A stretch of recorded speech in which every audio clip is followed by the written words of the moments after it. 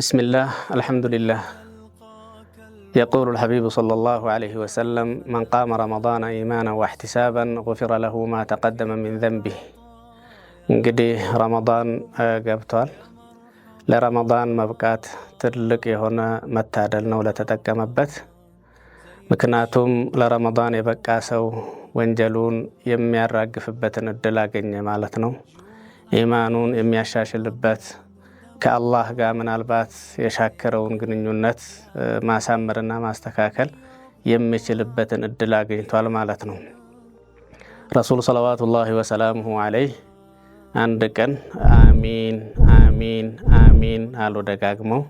ለምን ስባሉ ጅብሪል ዐለይሂ ሰላም ዱዓ አድርጎ ረጊመ አንፈ ረጁሊን አድረከ ረመዳና ፈለም ዩግፈር ለህ፣ ለረመዳን በቅቶ መልካም ስራን በመስራት በአግባቡ በመጾም ወንጀሉ ልማርለት ያልቻለ ሰው አፍንጫው አፈር ይጋጥ፣ አፍንጫው ከአፈር ይላተም ብለው ዱዓ ስላደረጉ እኔም ለዚሁ አምን አልኩኝ አሉ ረሱል ሰለላሁ ዐለይሂ ወሰለም።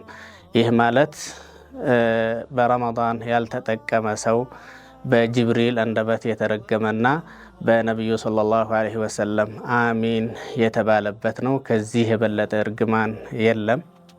ከእርግማኑ ለመዳን ስንል በዚህ በረመዳን በዒባዳ ላይ ልንጠናከር፣ ጾሙን በአግባቡ ልንጾም፣ መራብና መጠማት ብቻ ሳይሆን ጀዋሪሓችን በሙሉ አይናችን ልጾም ይገባል፣ ጆሮአችን ልጾም ይገባል፣ ምላሳችን ልጾም ይገባል። ያኔ የተጠቀምን እንሆናለን።